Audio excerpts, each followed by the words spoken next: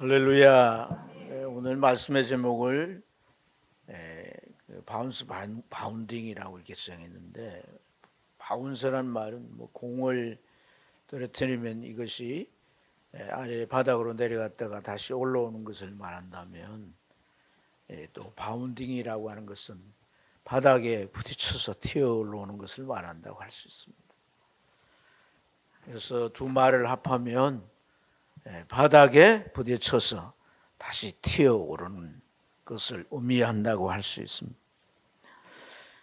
내셔널 지오그래픽이라는 곳에서 재미있는 실험을 했는데,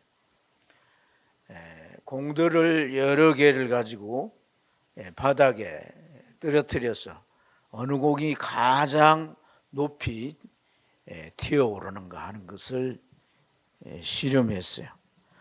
뭐 당구공, 테니스공, 또 고무공, 뭐 쇠공까지. 여러분, 그 공을 바닥에 이렇게 튀어 오르게 할 때 어떤 공이 가장 높이 튀어 오르겠어요? 답은 쇠공이었습니다. 쇠공. 여러분들이 각자 마음에 어느 공이 가장 높이 튀어 오를까 이렇게 생각을 했었을 텐데요. 뭐 이제 그러기 위해서는 공에 대한 지식이나 또 자기 경험을 가지고 선택하겠죠. 그래서 오늘 저 시험에 이제 결론은 쇠공이 가장 많이 튀어 올랐다 하는 건데요. 여러분, 오늘 이 쇠공이나 이제 이 많은 공들이 이렇게 튀어 오른다라고 하는 그것은 어떤 면에서 그 속에 있는 가능성과 또 능력이라고 할 수가 있습니다. 우리가 인생을 살아가는데 어떤 사람을 판단할 때 이 사람이 능력이 어느 정도인가, 또 얼마나 이 사람이 일지월장할 수 있는가 하는 가능성을 보고 그 사람을 우리가 판단하죠. 그런데 여러분, 이 우리 속에 있는 이런 가능성이나 능력, 그것을 우리가 참 중요하게 생각하고 또 살아가면서 그런 것을 갖추려고 애쓰고 또 그런 것을 많이 갖춘 사람이 평가를 받고 또 잘 될 것이라는 기대감을 얻게 돼요. 그러면 여러분의 생각은 어떻습니까? 그 사람이 가지고 있는 능력이나 가능성이 탁월하면 이 사람은 반드시 훌륭한 사람이 될 거다. 인생을 홈런 칠 거다. 우리가 그렇게 생각하는데 대부분 우리 마음속에 그런 생각이 판단의 기준일 수가 있습니다. 학교 공부를 좀 잘한다든지 뭐 여러 가지 재능이 뛰는 앞으로 훌륭한 사람이 될 거네. 그런 생각을 많이 하게 돼요. 하지만은 결론은 그렇지 않을 수가 있다는 거예요. 오늘 우리가 읽은 이스라엘 백성들에 대한 내용인데요. 이스라엘 백성들은 하나님의 선택을 받은 민족이지 않습니까? 이 선택을 받은 민족은 어느 나라, 어느 민족보다도 잠재력이 있고 또 능력을 가진 민족이라고 할 수가 있습니다. 그렇다면 오늘 이 이스라엘 백성들은 마치 그 쇠공처럼 가장 높이 뛰어오르고 가장 높이 올라서 뭔가 성공적인 나라가 되고 뛰어난 나라가 되어야 했을 것이에요. 하지만 오늘 우리가 읽은 이 말씀에 보면 이 이스라엘 나라의 상태를 그렇게 표현합니다. 무화과 나무가 무성하지 못한, 또 감람나무에 포도나무에 열매가 없고 감람나무에 소출이 없다, 이렇게 표현합니다. 밭에는 먹을 것이 없는데, 여러분, 오늘 이 무화과나무나 포도나무나 감람나무는 이스라엘 백성들이 농사를 짓고 뭐 과수원을 하고 하는 데 있어서 주 생산 품목이에요. 이게 과수원이나 밭에 없다고 하는 것은 굉장히 심각한 문제가 아니겠어요? 뿐만 아닙니다. 우리에는 양도 없고 또 외양간에는 소도 없다 그랬어요. 이 양은 그들에게서 주 산업이에요. 우유도 없고 양털을 이제 깎아서 그것으로 이제 옷을 만들어서 입기도 하고 다양한 용도로 쓰이죠. 소는 농사를 짓는 데 있어서 농기구나 다를 바가 없습니다. 소가 없이는 농사를 결코 지을 수가 없습니다. 그런데 이 우리와 외양간에 양도 소도 없다는 겁니다. 이것은 이스라엘의 어떤 상태를 표현해 주고 있을까요? 이스라엘의 이제 상태가 아주 절망적이라는 것입니다. 오늘 이러한 이 삶의 바탕이 되는 것들이 다 썰어가지고 없어지는 그야말로 텅 빈 그러한 이제 세상인 것이 이스라엘의 상태예요. 오늘 이렇게 표현한 하박국 선지자는 물론 이렇게 이미지가 담긴 비유로 이렇게 말씀했지만 이것은 이스라엘 백성, 이스라엘 나라가 점점 미약해지고 또 외세 침입을 받아서 나라가 망하게 될 상태를 표현해 주고 있는 말씀이에요. 하박국 선지자는 참 나라를 생각할 때 참 이해 안 되는 게 너무나 많습니다. 하나님을 섬기고 믿는 나라라고 하면서 권력을 가진 자나 부자가 약자나 의인들을 괴롭히고 또 종교적인 지도자들마저도 제 역할을 하지 않으면서 이 사회가 참 좀 부패해져 갑니다. 그리고 이제 그 사회가 정말 하나님의 다스리는 백성들이라고 하는 것을 살펴볼 수 없을 정도로 그렇게 타락하며 우상 숭배가 팽배해졌는데 무엇보다도 그가 참 이해되지 않았던 것은 정말 의인의 고난에 하나님을 잘 믿고 말씀을 따라 사는 그들도 이게 고난받는 것이 잘 이해되지 않았습니다. 더더욱 이해되지 않았던 것은 이런 지경, 이런 상황이 돼도 하나님은 꼼짝하지 아니하시고 마치 숨어 계시듯 자기 모습을 나타내지 않은 것이었어요. 그래서 이 하박국 선지자는 하다못해서 저 망대 위에 올라가서 하나님을 향하여 따지듯 질문했던 거죠. 이 나라가 하나님의 나라고 하나님 시민들이 살고 있는 나라인데 왜 이 지경이 됐습니까? 왜 힘있는 자들은 약한 자들을 괴롭히고 약탈하고 의인들이 고난받는 세상이 되었을까요? 이러한 사회, 이 나라의 앞날이 너무나도 암울했던 거예요. 앞을 바라보면 희망이 없었던 거예요. 그래서 이런 상황 속에 개입하지 않고 움직이지 않은 하나님을 향하여 너무나 답답해서 하나님을 향하여 묻고 또 물었던 것입니다. 계속해서 물으면 하나님은 응답해 주십니다. 왜냐하면 하나님은 살아계시기 때문에. 하나님은 어제나 오늘이나 동일한 분이시기 때문에. 하박국에 응답하신 하나님이 우리들에게도 응답하실 줄 믿습니다. 여러분들이 인생을 살아가면서 어떤 질문이 있나요? 아무리 궁구하고 고민해도 답을 얻을 수 없는 질문이 있다면 하나님에게 물어보시기 바랍니다. 정말 하박국처럼 답답한 심정을 가지고 물을 때 하나님 그에게 찾아오셔서 반드시 답을 주시게 될 줄로 믿습니다. 그 답은 어둡고 캄캄하고 분별이 안 되고 예측할 수 없는 그러한 모든 자기 앞의 상황을 환하게 해주시고 문제가 무엇인지를 드러나게 해주시며 또한 나아갈 길을 보여주시는 것인 줄로 믿습니다. 하박국이 하나님으로 들었던 답이 무엇입니까? 하나님께서 저 갈대아 사람들을 일으키신다는 겁니다. 그리고 그들을 통해서 이 나라 백성들을 하나님이 징벌하시겠다는 거예요. 그래서 그 말을 들을 때 참 이 하박국의 마음이 너무나도 힘들었습니다. 16절 우리가 처음 읽었던 구절에서 잘 표현해 주고 있습니다. 한번 읽어볼까요? 같이 읽겠습니다. 시작.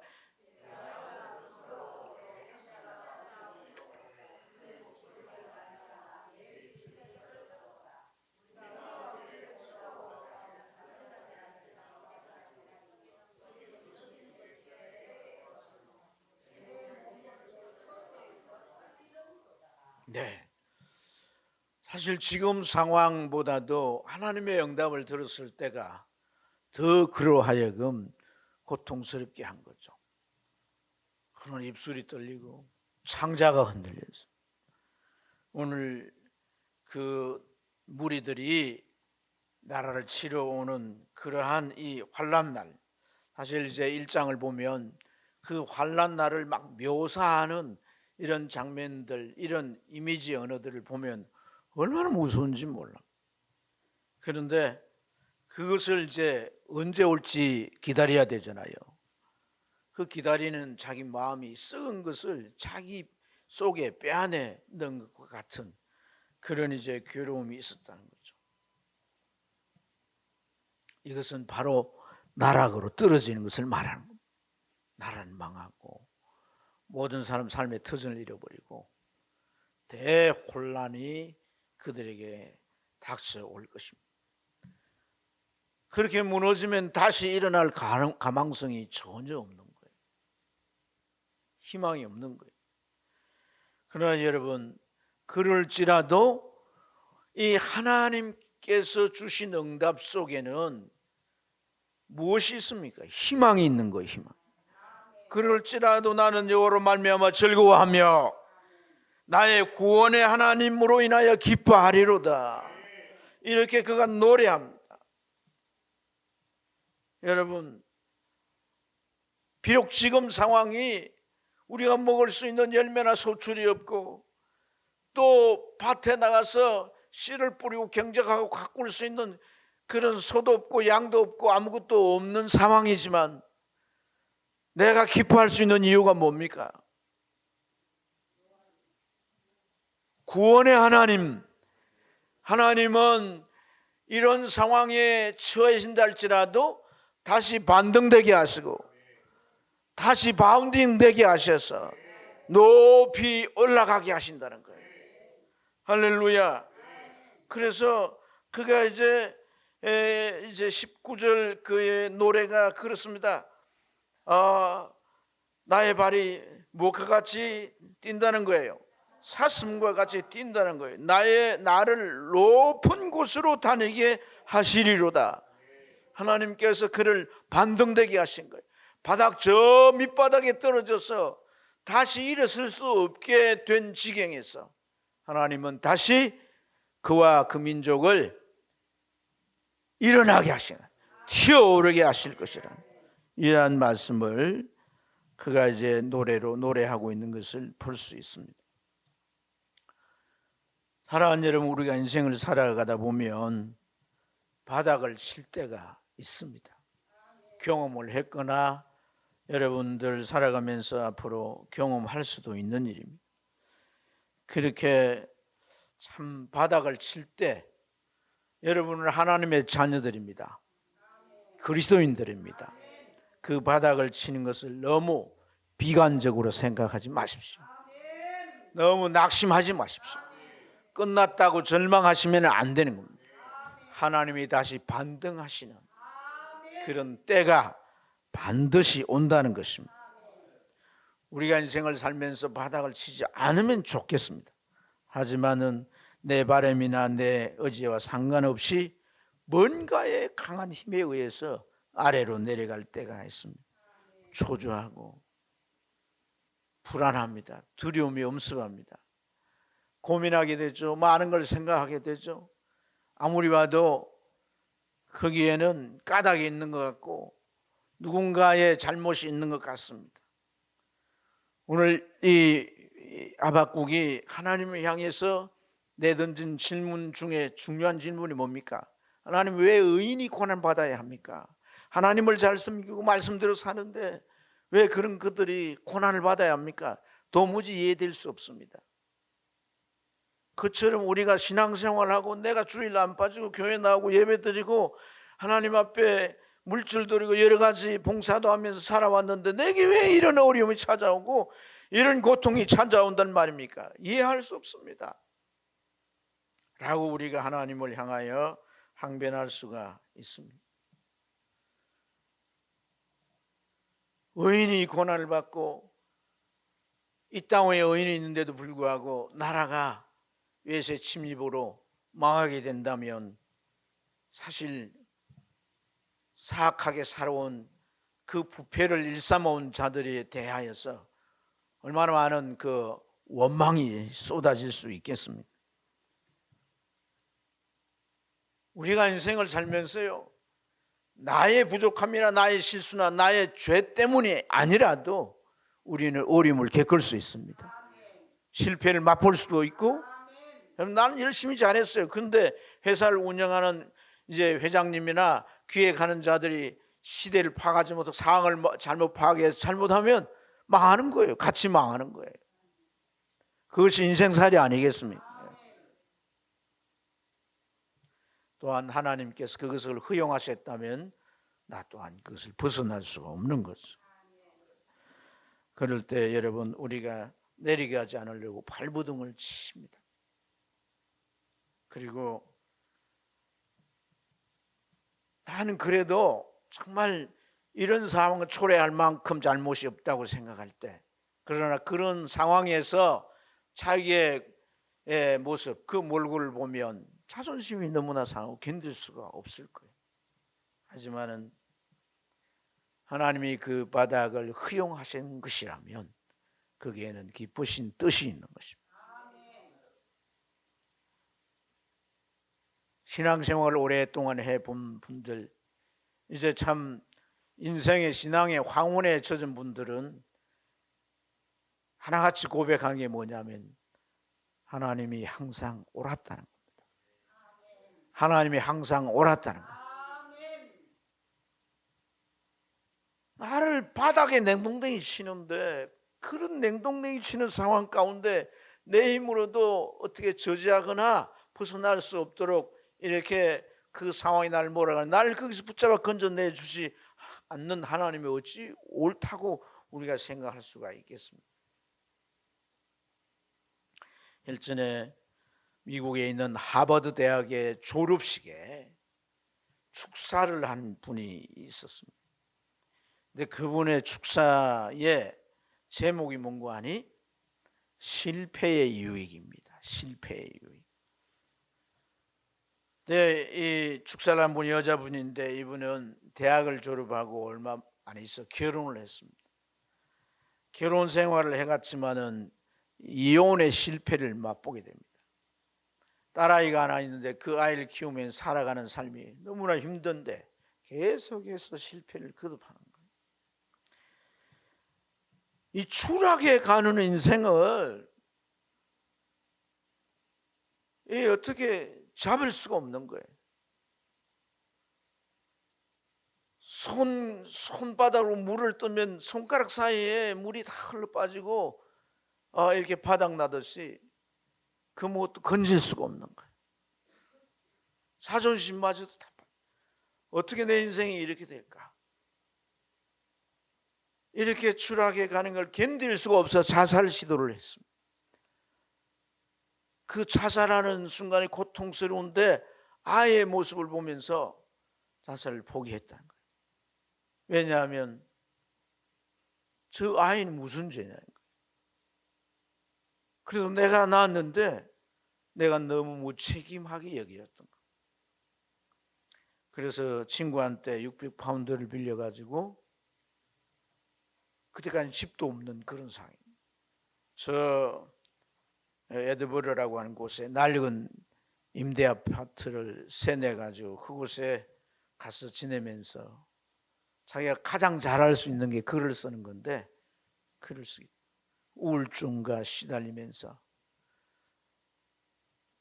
먹는 것도 부족하고 여러 가지 어려운 그러한 환경과 상황 속에 글을 써. 목적은 생활고를 해결하기 위한 것이 우선적인 목적이지만 또 하나 아이한테 동화책 하나 사줄 수 없는 형편이니까 이야기를 재미있게 써서 아이에게 들려주고 싶었던 마음이 있었다.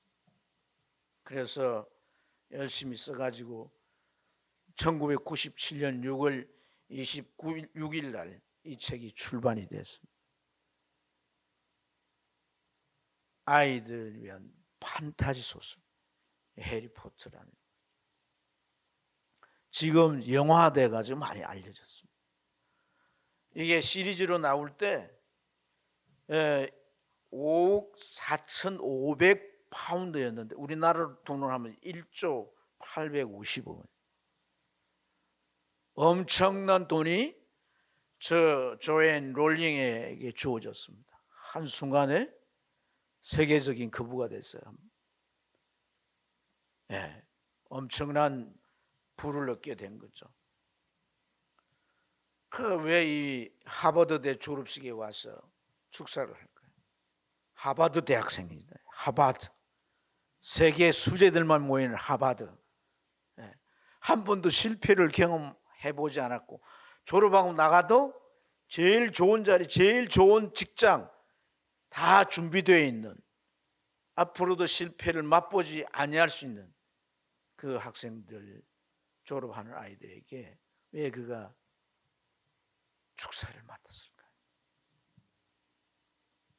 완전히 대박친 작가라서 엄청난 부자가 됐다고? 아닙니다. 바닥을 쳐본 사람 중에 하나이기 때문에. 바닥을 쳤으나 반등했어요. 바운딩 했어요. 그리고 높이 그 공을 쏘아 올린 사람 중에 하나이기 때문에. 그가 이 수재들에게 무슨 말을 하고 싶었을까요?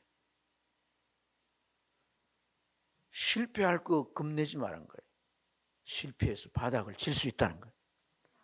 그럴 때는 더 높이 뛰어오를 수 있고 더 높이 솟아오를 수가 있다라고 하는 메시지를 주기 위함인 줄로 믿습니다. 그렇습니다. 바닥은 고난이죠. 그러나 성경은 우리에게 어떻게 교훈합니까? 고난이 내게 유익이라. 말씀대로 살지 않고 내 마음대로 살았더니 고난이 찾아왔어요. 그래서 고난이 어떻게 유익이 됩니까? 주의 말씀이 그대로구나. 진리가 확실하구나. 누구에게나 똑같이 적용되는 것이 진리구나. 그걸 깨닫게 되는 것인 줄로 믿습니다. 세상에서 이처럼 참 인생의 바닥을 치고 성공적으로 살아가는 사람들의 얘기가 종종 들리는데 그 공통점은 무엇이냐면 처절한 반성이 있었다는 겁니다. 그리고 그 과정을 극복했다는 거예요. 반성이 있으면 극복이 가능해요. 반성이 없으면 고난은 오망의 이제 하나일 뿐입니다. 그리고 두 번째는 그 고난으로 그가 성장했다는 거예요. 조앤 롤링이 그런 말을 했어요. 나의 실패는 중요하지 않는 것, 그것이 사라지게 됐다. 이렇게 말해요. 자기의 실패를 통해서 자신에게 중요하지 않는 것은 다 제외했다는 거예요. 중요한 게 뭐냐? 자기 인생에 중요한 게 뭔가, 그것에 집중했다는 거예요. 여러분, 우리가 신앙의 삶의 인생의 바닥을 칠 때 오늘 우리는 정말 중요한 것이 무엇이겠, 절대적인 것에 집중해야 되는 거예요. 아멘. 이 여인은 그 고난 속에서 자기가 가장 잘할 수 있는 책을 쓰는 것에 몰두해가지고 정말 판타지 소설을 만들어냈던 것처럼 우리가 정말 중요한 것에 집중해야 되는 거예요. 오늘 이 하박국은 이 앞날이 암울한 나라를 앞두고 그는 하나님 앞에 집중했던 거예요. 하나님 앞에 끊임없이 묻고 물음에 나아갔던 거예요. 그럴 때 하나님은 이 문제의 실상과 앞으로 나아갈 방향을 그에게 제시해 주신 줄로 믿습니다. 나라를 다시 살릴, 나라를 다시 일으킬 비전을 보여 주신 줄로 믿습니다. 사랑하는 여러분, 그렇다면 오늘 이 하박국을 통해서 이스라엘이 바닥에서 다시 뛰어오르는 그 바운딩은 어디서부터, 무엇으로부터 시작될까요? 반대로 그 질문을 뒤집어 보면 왜 이런 상황이 주어졌느냐는 거예요. 이 상황은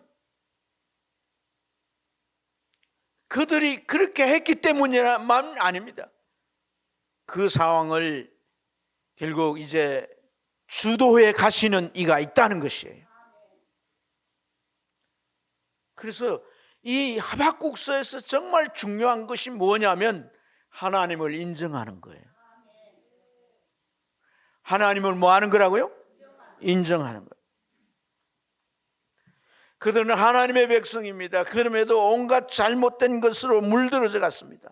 하나님을 인정하지 않으면 우리는 삶 속에서 우리를 유혹하고 우리에게 온갖 즐거움으로 우리 마음을 흔드는 것에 그리스도인이란 정체성을 잃어버리면서 그것에 물들어 갈 수 있습니다. 세상 것에 얼마든지 타협할 수 있습니다. 우리가 신앙생활을 해가면서 하나님을 인정한다는 게 너무나 중요합니다.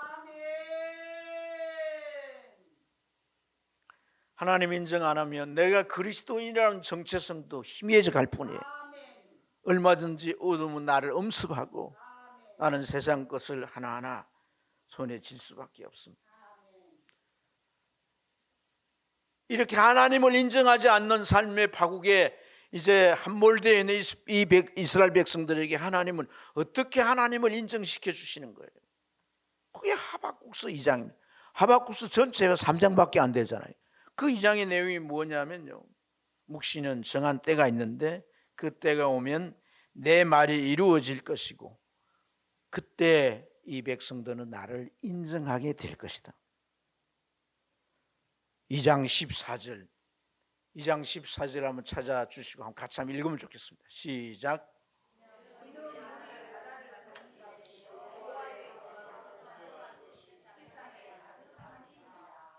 우리 노래 많이 불렀잖아요. 하나님을 인정하는 거라. 내가 하나님을 인정하지 아니하면 어떤 상황 가운데서 하나님을 내가 인정할 수 있습니까? 그건 고통이 될 수가 있는 거다. 더 지혜로운 삶은 오늘 이 시간 순간순간 현재에서 우리가 하나님을 인정하며 살아가는 삶이 우리에게 필요한 줄로 믿습니다. 더 나아가서 이들이 이렇게 묵시 앞으로 될 일에 대한 계시죠. 이 계시의 말씀이 주어졌고 이것이 정한 때가 되어 이루어졌는데 이것이 이루어진 이것을 보고도 그것이 이루어진 걸 볼 때 하나님을 인정하는 것이 정말 바다에 물이 가득한 것처럼 온 세상에 가득할 거라고 했는데도 그 인정을 하지 않는 자들은요, 너무너무 불행한 것이 바벨론 땅에서 돌아오지 않는다는 것이에요. 무슨 말인가 알겠습니까? 가나안 땅에서 바벨론 땅에서 그들은 돌아오지 않습니다. 이게 하나님이 우리에게 준 징계야. 우상 숭배하며 하나님의 말씀을 떠나서 온갖 내 마음대로 내 뜻대로 살았던 그 결과야 라고 인정이 돼야 그들은 회개할 수 있고 우상을 버릴 수 있고, 그리고 하나님의 때에 그들을 돌리실 때에 남방의 그 이제 하수같이 그들을 돌리실 때에 그들이 돌아올 수가 있는 거예요. 오늘 이 하박국 선지자는 본문 19절에서 주 여호와는 나의 힘이시라 나의 발을 사슴과 같게 하시고 이랬는데 그 돌아오게 하는 힘이란 거예요. 바벨론이라는 그 엄청난 나라가, 그 강대국이 그 힘이 그들을 노예로 삼고 계속해서 그들을 사용해서 엄청난 노동력을 착취하고 그들이 자식을 낳으면 대대로 이어서 노예가 되는데 그 엄청난 자원을 바빌론에서 내어줄 리가 없습니다.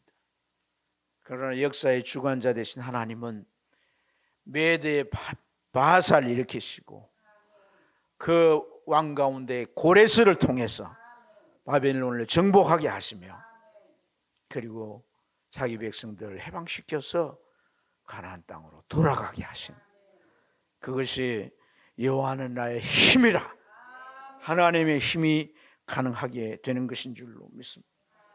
그리고 나의 높은 곳을 다니게 하신다. 나의 높은 곳이 뭐겠어요? 바로 참된 성숙을 말하는 거예요. 아멘. 오직 하나님만 의지하는 의인은 믿음으로 살리라. 이게 하박국의 주제 메시지입니다.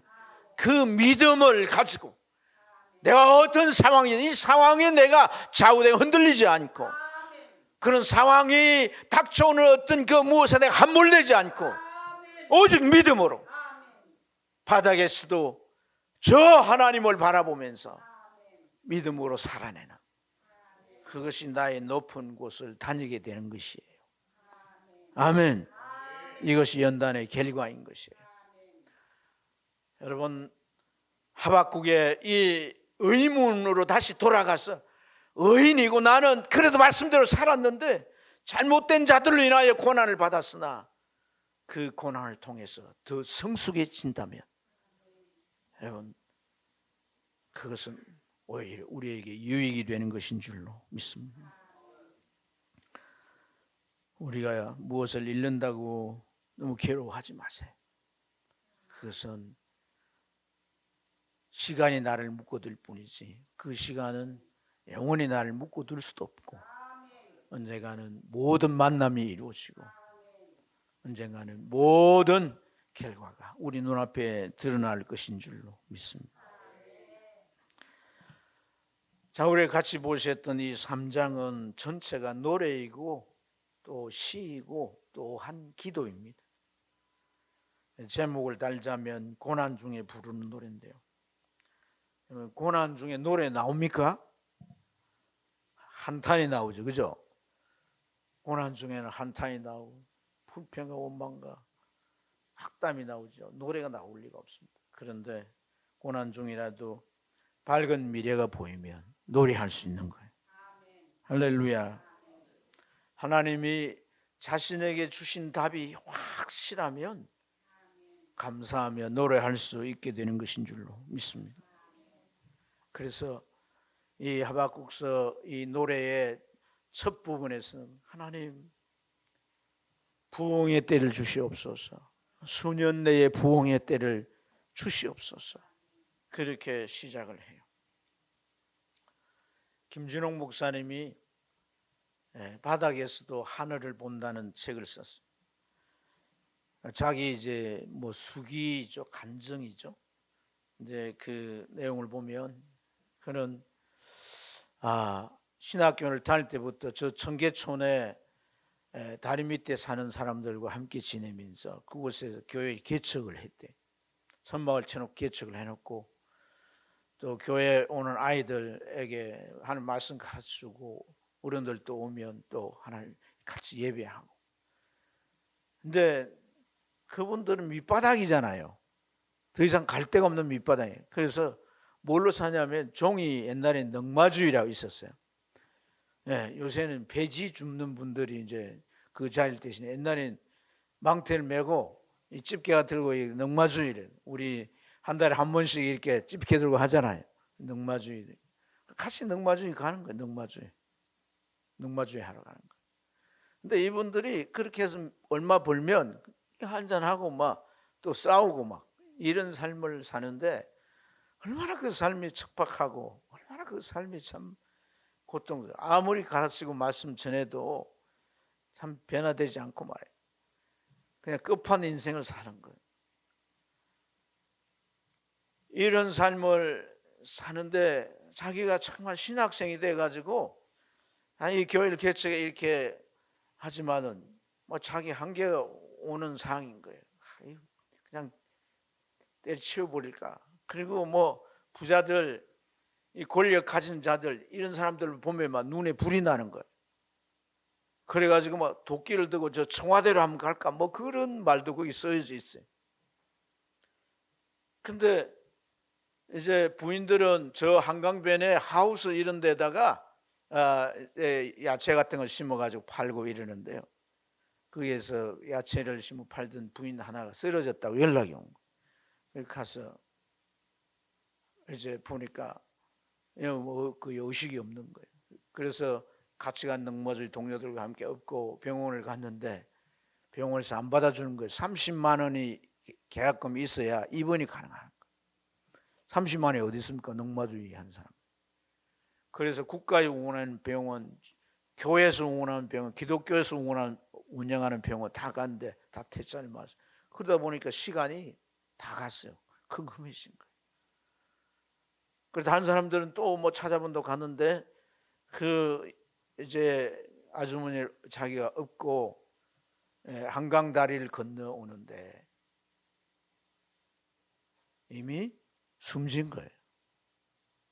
스르르 넘어가는데 스르르 넘어가니까 무게가 있으니까 힘들잖아요. 그 어깨를 이렇게 하면서 바로 누워요. 바로 똑바로 누워요. 힘든데 이리 스르르 넘어가는데 아니 바로 누우라니까 하는데 뒤로 휘뚝 넘어가는데 자기도 함께 뒤로 넘어간 거예요. 이미 차가운 시신이 돼. 그 자리에 엎드려가지고 땅을 치면서 오늘 이 하박국처럼 하늘에 삿대질을 하면서 하나님 있는 겁니까 없는 겁니까? 하나님 지금 뭐하고 계십니까? 성경에는 하나님 있다고 기록되어 있는데 하나님 어디 있습니까? 고래고래 고함을 지르면서 막 자기 분에 견디지 못해가지고 막 머리를 쳐박고 그렇게 막 너무너무 괴로워. 사람들은 이미 퇴근해서 집에 다 가버리고 그 없는 차 하나 한 대씩 가까이 오는 그 상황에서 저 한강 끝에서 불덩어리 하나 이렇게 자기 주변을 빙빙 돌면서 음성이 들린 거예요. 진홍아, 진홍아. 이 쓰러져 죽은 여자가 바로 나니라. 예수님이 그에게 찾아온 거예요. 세상과 교회는 이 여인을 벌쓸지라도 너는 이 여인과 함께하니 내가 앞으로 너를 들으리라. 그 음성을 듣고 너무 기뻐서 하나님 만난 거 아닙니까? 그래서 수고와 비파야 노래해라. 내가 새벽을 겨우리로다. 그래서 이제 그 사람들과 함께 사는데 그때 정부에서 남양만을 이제 매립을 해가지고 개간을 하는 거예요. 개간. 그게 논을 만들고. 그래 거기 가서 사람들 데리고 가서 이주해가지고 나라에 집 지어준 집을 다 분양받아갖고 함께 살면서 농자도 모르는 사람은 농사를 짓는 거예요. 연분에 올라와 말라 죽고 교회 와서 기도하면 하나님께서 소방서 이런 거 해도 이게 물이 염분이 사라지지 않는 거예요. 그럼 막 기도하면 하나님이 하늘에 비를 내려가지고 염분을 씻어내서 하나의 농사를 망치면 다 갈 사람들이야. 김종이 따라왔다 망했다고 다 갈 사람들. 그런데 그렇게 하나님께서 그 삶을 연명해 정착하게 하셨어. 그 넉마주의들이 새로운 삶을 살게. 그 책에 보면 참 포기할 상황이 너무나 많고 죽고 싶은 상황이 너무나 많았지만은 그럴 수 없었던 것은 하나님이 자기를 만나주시고 내가 너를 쓰리라고 하시기 때문에. 하박국이 그런 거예요.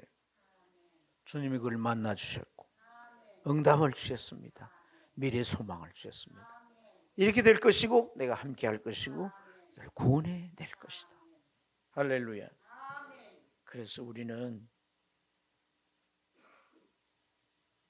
여러분 포기하면 안 되는 거예요. Don't give up. 절대로 포기하면 안 돼요. Don't give up. 노래가 있어요. 포기하지 마세요. 누군가가 당신을 정말로 사랑하고 있어요. 포기하지 마세요. 누군가가 당신을 정말로 돌보고 있습니다. 포기하지 마세요. 누군가가 당신을 정말로 사랑하고 있습니다. 바로 그 누군가는 주님이십니다. 예수 그리스도이십니다.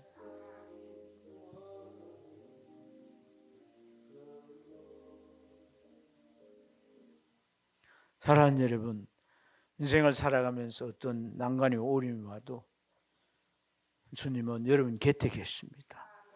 내가 못 볼 뿐이지 여러분을 감사하시고 함께 그 길을 가십니다.